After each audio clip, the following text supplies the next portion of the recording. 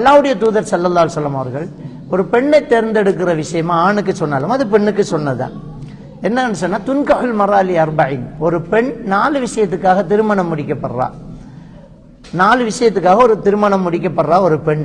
லி ஜமாலிஹா, அவ அழகா இருக்கிறாங்கிறதுக்காக கல்யாணம் முடிக்கிறாங்க. ஒலி ஹசபிஹா, அவ நல்ல வம்சம் உயர்ந்த குடும்பம் அப்படிங்கிறதுக்காக கல்யாணம் முடிக்கிறாங்க. ஒலி மாலிஹா, அவ நல்ல வசதியா இருக்கிறா அப்படிங்கிறதுக்காக திருமணம் முடிக்கப்படுறது. அதே மாதிரி ஒலி தீனிஹா, மார்க்கம் உள்ளவள் அப்படிங்கிறதுக்காக திருமணம் முடிக்கப்படுறா. ஃபலுஃபர் பிதாத்தி தீன் தரிபத் யதாக்குங்கிறாங்க. நீ மார்க்கம் உள்ள பெண்ணை திருமணம் முடிச்சுக்கோ, இல்லா தரிபத் யதாக், இல்லைன்னா உனக்கு கை நாசம் ஆயிரும் அப்படிங்கிறாங்க. இப்ப முக்கியம் கவனிக்க வேண்டியது மார்க்கம் இருக்குதான். அந்த மார்க்கம் இருந்து அழகும் இருந்தால் நம்ம 2 பாக்கியம். அந்த மார்க்கவும் அழகும் இருந்து நல்ல அந்தஸ்தும் இருந்தால் 3 பாக்கியமும் கிடைச்சிட்டு, அதோட நல்ல வருமானமும் சொத்துக்களும் இருக்குதுன்னு சொன்னா 4 பாக்கியமுமே கிடைக்கும்.